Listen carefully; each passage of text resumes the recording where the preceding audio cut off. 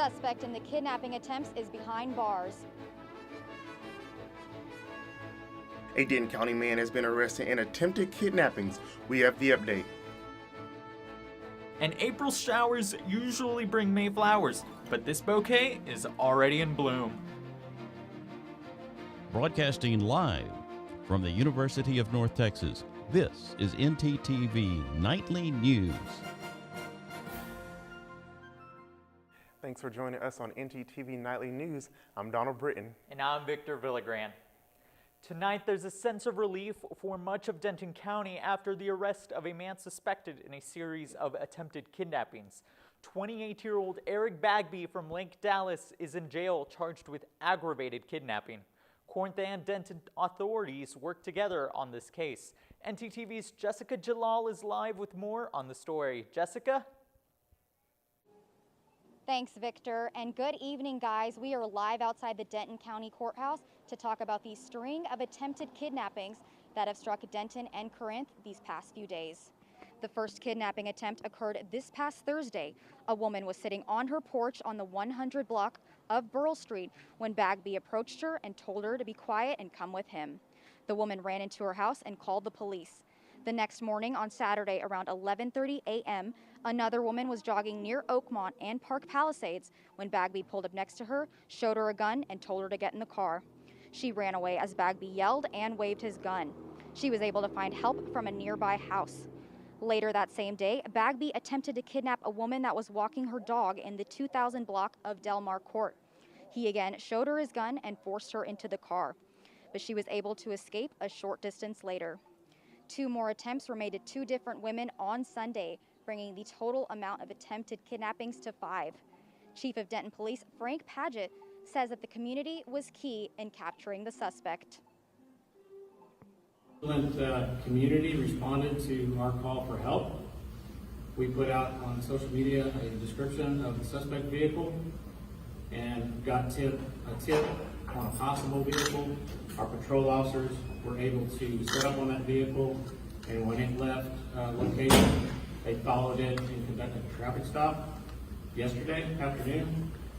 During that traffic stop, they determined that the driver was intoxicated, arrested the driver for driving while intoxicated.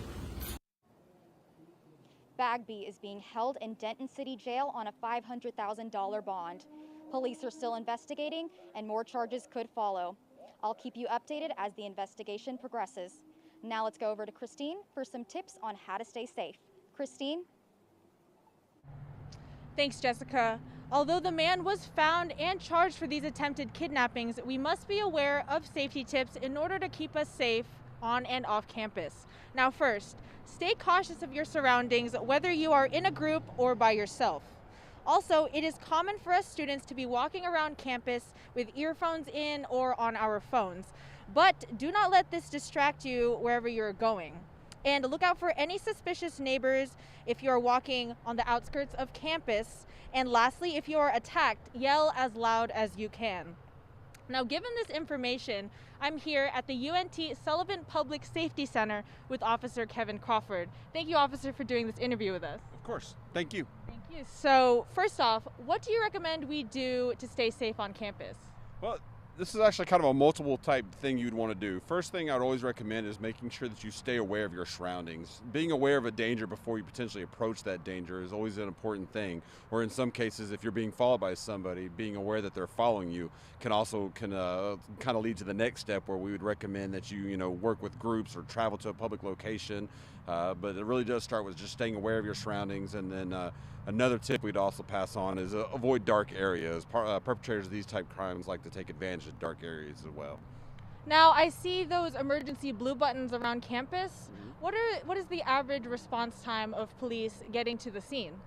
So the average response time really is kind of a very short time frame. It comes down to the uniqueness of the campus environment and the UNT Police Department being staffed that we can get officers on scene pretty quick. And lastly, if we see skeptical activity, what is the first thing we should do in that moment? Well, like I said, if you feel like you're being followed or you see something that's causing you to feel like your safety is being threatened, we would always recommend, first of all, get to a safe location, perhaps around a bunch of public people, inside of a building, whatever that safe location nearest to you is you can get to quickly. And then once you get to that location, of course, contact the police department, which you could do so at 911. Thank you, officer. We'll definitely do that. That's all I have for now. Back to you guys in the studio. Thanks, Christine. That's great advice for everyone to follow. And speaking of great, Donald, I'll be honest, I've been getting used to this great weather recently. Well, I have to agree, but we all know how Texas is. So let's check in with our weather anchor, Lexi Flores, to ensure we're getting more days like this. Lexi? Thanks, guys. Now, these warmer temperatures are here to stay throughout today and tomorrow. Taking a look at our current weather conditions in Denton, it is 75 degrees with the wind speed of 25 miles per hour and sunny skies. Going into tonight's conditions, it's going to get a little bit cooler at 63 degrees with the wind speed of 20 miles per hour. Now, tomorrow there will be a high of 84 degrees with a 35 mile per hour wind speed. Now, these upcoming temperatures are much higher than typical April temperatures. Typically, temperatures are generally in the mid-70s, but this year temperatures are much higher. Increasing temperatures can lead to heat hazards such as cars overheating and high body temperatures. Now that's all I have for our first look. Stay tuned for more weather updates in the show. Back to you at the desk. Thanks, Lexi. We'll check back with you later. Well, with spring here, that means graduation for high school and college is near. It's safe to say North Texas students who are graduating this year are excited to finally walk. However, much like last year, some schools are reluctant to have in-person graduations. For example, Arlington ISD district officials stated graduation will be held at the AT&T Stadium. Lake Dallas ISD graduation is being held at Falcon Stadium. The district is still deciding alternative plans for prom due to COVID. Joshua ISD graduation will be held at Owl Stadium and prom will be held in person. Frisco ISD, there will not be a traditional prom for Frisco ISD this year. Graduation will be held in person at the Ford Center at the Star. For more information on your school district, check out their website. Well, the semester may be coming to an end, but baseball season is in full swing. That's right. I'm looking forward to those hot dogs at the ballpark. But this season has started off with mixed signals between Governor Greg Abbott and Major League Baseball. Our sports anchor Jocelyn Lassiter has more on this situation. That's right. Earlier today, Governor Greg Abbott announced that he would not throw out the first pitch here at Globe Life's home opener because of the league's decision to move the All-Star game from Atlanta. Now, on Friday, the MLB announced they will move the All-Star game in protest of Georgia's new voter integrity law. The law focuses on regulating absentee voting, including requiring an ID number to apply for an absentee ballot. Critics say this will unfairly affect urban counties with large minority populations. In a letter to the Rangers organization, Governor Abbott criticized the MLB for what they called a, quote, false narrative about the election law reforms in Georgia. Now, Governor Abbott also said that Texas will not seek to host the All-Star game or any other MLB special events. Rangers pitcher Mike Fultonich threw out the first pitch earlier this afternoon. I'll have more on the game later tonight. Back to you guys in the studio. Thanks, Jocelyn. When we come back, a horrific murder-suicide claims one Allen family. And information on what is happening with one Denton staple. Stay with us.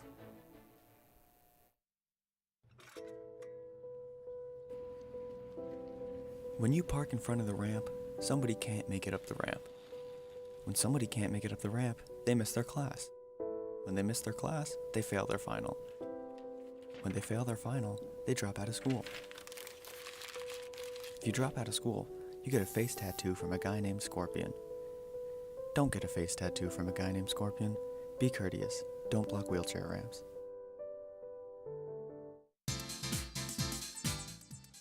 Oh hey, didn't see you there. Let's get started. This is a motor vehicle. This is the blinker mechanism. To use it, push it up for the right blinker and down to go left. You're welcome. It was easy.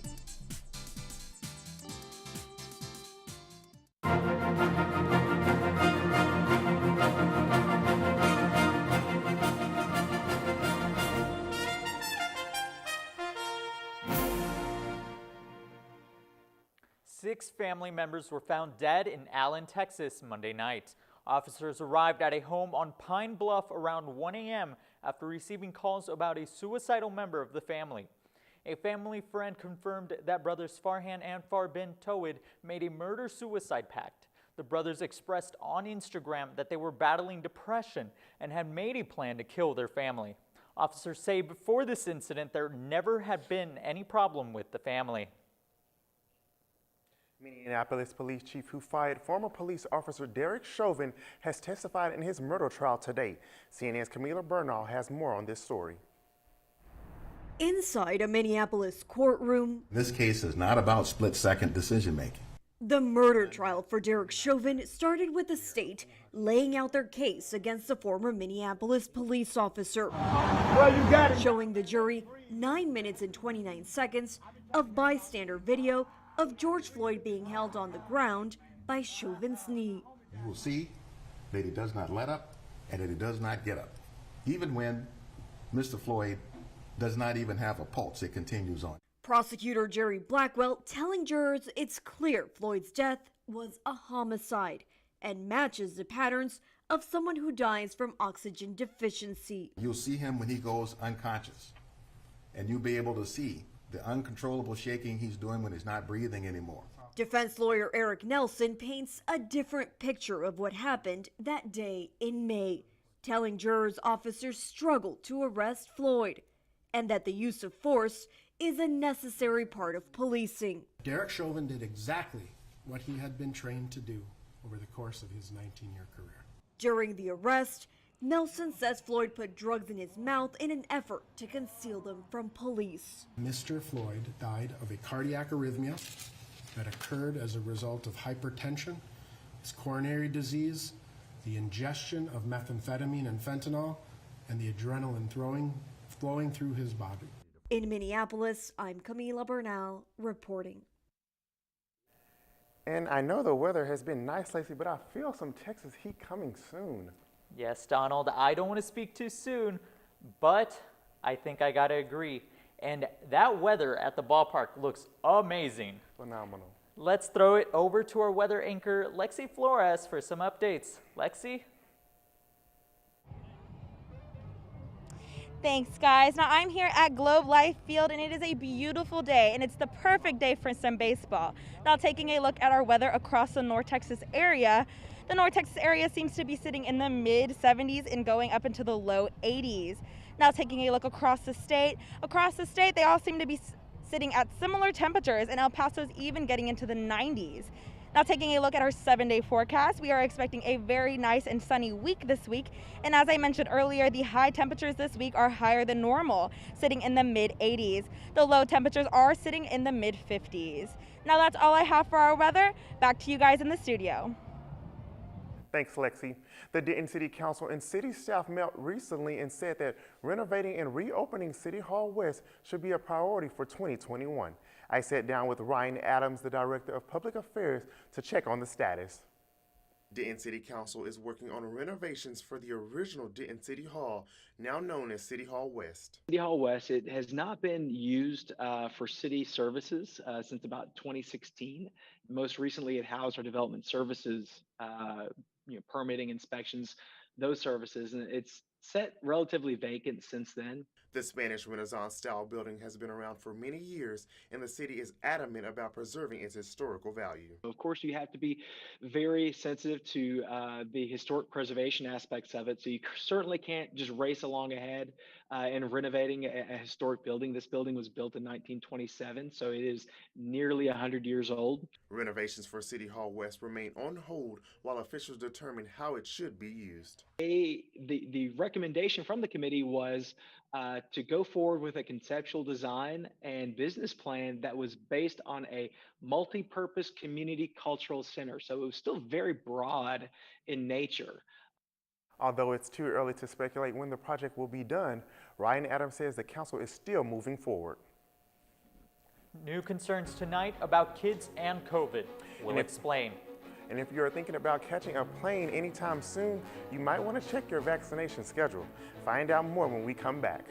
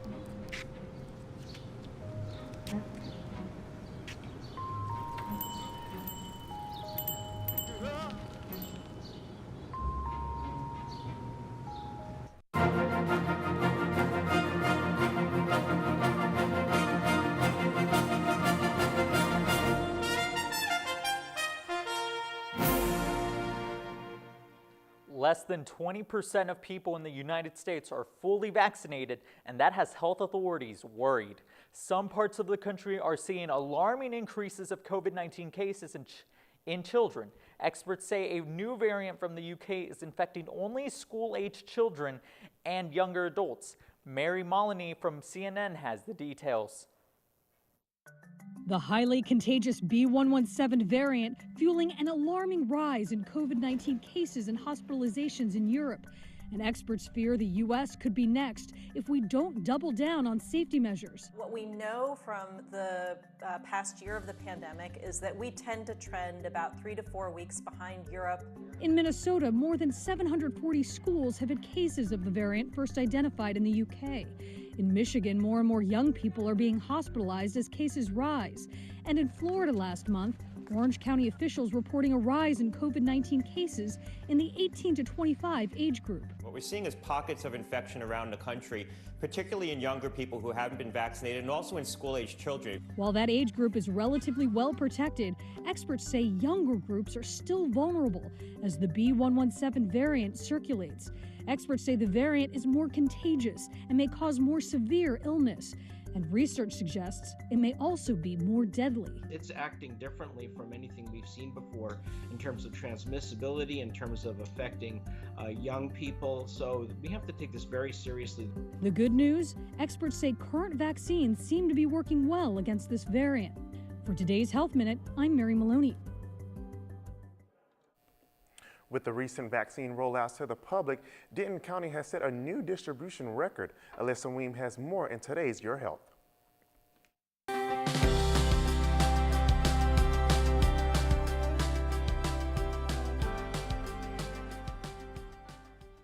Thanks, Donald. According to the Denton County Public Health Department, as of last week, Denton County has distributed 250,000 COVID-19 vaccines. Vaccine registration in Texas has opened to all those 16 and older last Monday. Looking at a broader scale, the United States is setting records when it comes to vaccine distribution.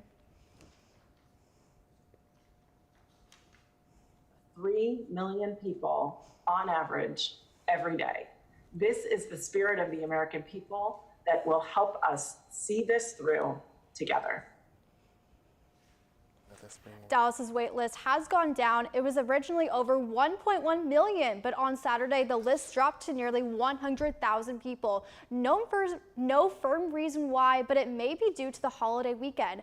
Though more people are getting the vaccine, the CDC still recommends people to wash their hands, avoid large crowds, and wear your mask. That's all I have. Back to you at the desk, Donald. Thanks, Alyssa. Now that the spring weather is brightening up our days, a surge of people in the United States are beginning to travel. Let's take a look at how airline security and airline officials are handling the increase in travel.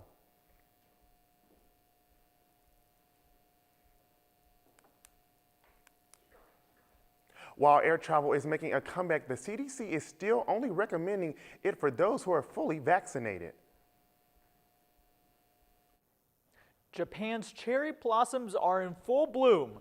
Unlike previous years, scientists have concerns about the blooming blossoms. Experts say that there has been a pattern of early flowering occurring in recent decades.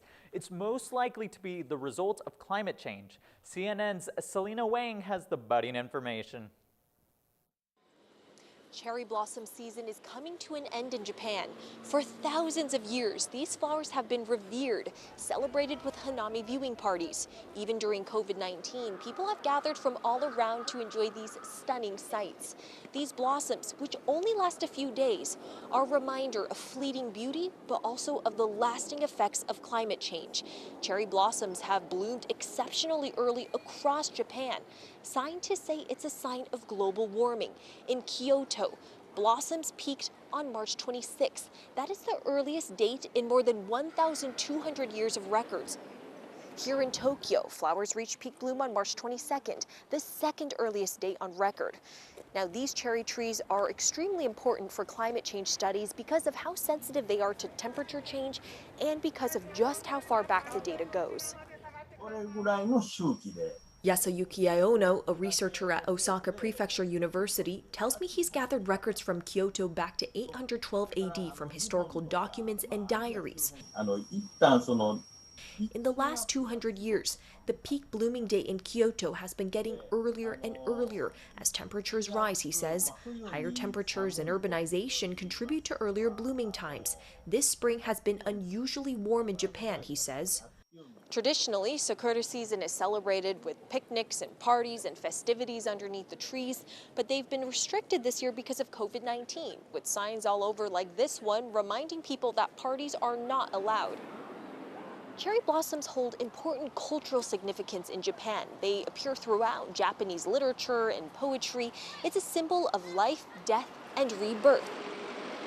Here in Roppongi, the petals have all fallen, the delicate blossoms replaced with green leaves, reflecting the fragility of nature and of our planet. Selena Wang, CNN, Tokyo. Well, it's springtime, and you know what that means, Donald? It's baseball season. I know, I can't wait to watch those Rangers. Let's go back out to Jocelyn Lassiter in Arlington. That's right, baseball fans. Opening day for the Texas Rangers was today. A score update and more when we return. UNT is more than 125 years in the making. To find new solutions, we create a new point of view.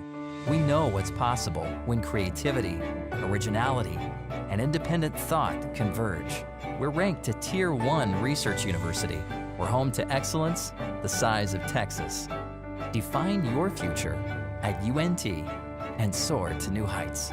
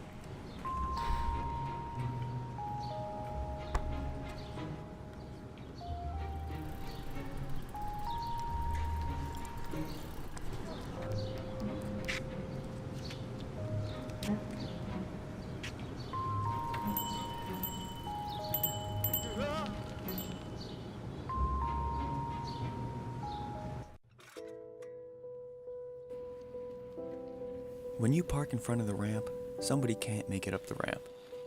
When somebody can't make it up the ramp, they miss their class. When they miss their class, they fail their final. When they fail their final, they drop out of school. If you drop out of school, you get a face tattoo from a guy named Scorpion. Don't get a face tattoo from a guy named Scorpion. Be courteous. Don't block wheelchair ramps.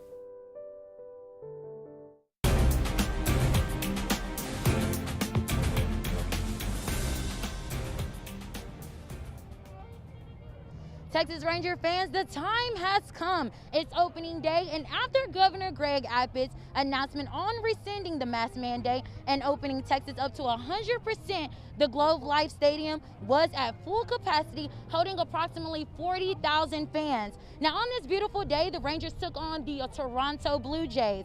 After coming off 1-2 loss to the Kansas City Royals, we, and when I say we, I mean you and I, Texas Ranger fans, we were expected to strike out those Blue Jays. However, the Blue Jays came to play ball, beating the Rangers 6-2. Now, March Madness wraps up tonight as #1 Gonzaga battles it out with also #1 seed Baylor. Now, both teams are no stranger to this being in the spotlight of the championship court. However, each team's path to this particular game has been different. Baylor's long-awaited journey has finally played off. Many doubted Baylor's ability to go as far as they did, but when you haven't been to the Final Four since 1950 and never won the Natty, the attitude is definitely different. In the Final Four, Baylor defeated Houston 78-59 to secure their spot.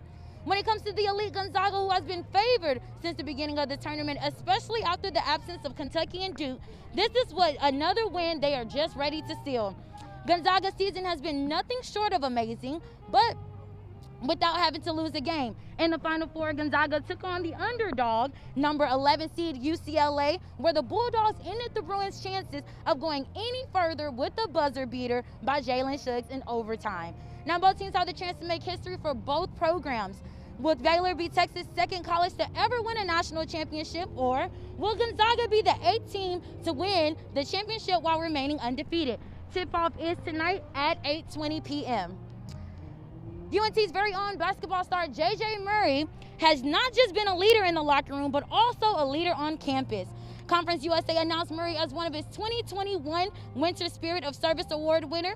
Murray serves as a member of the Student Athlete Advisory Committee and volunteered to lead the SAAC Community Service and Promotion Subcommittee. It's great to see our student athletes doing great things to help others in the community. Congrats, JJ. And back to you guys at this. All right, hey guys, we are here at the opening day still. Yes, the Rangers may have lost, but the excitement for the fans is still there. We were at full capacity at 40,000, and also there's still tailgating, there's music on the corner, and the fans are just happy to be out here on this beautiful weather enjoying baseball. Now that's all I have. I might stick around for a little bit, but that's all I have now. Back to you guys at the station. Thanks, Jocelyn. Victor, I gotta say, they would have won had I been there. Donald, this is no video game. But thank you for watching ntTV Nightly News. Join us again tomorrow night at 6 p.m. here on North Texas Television.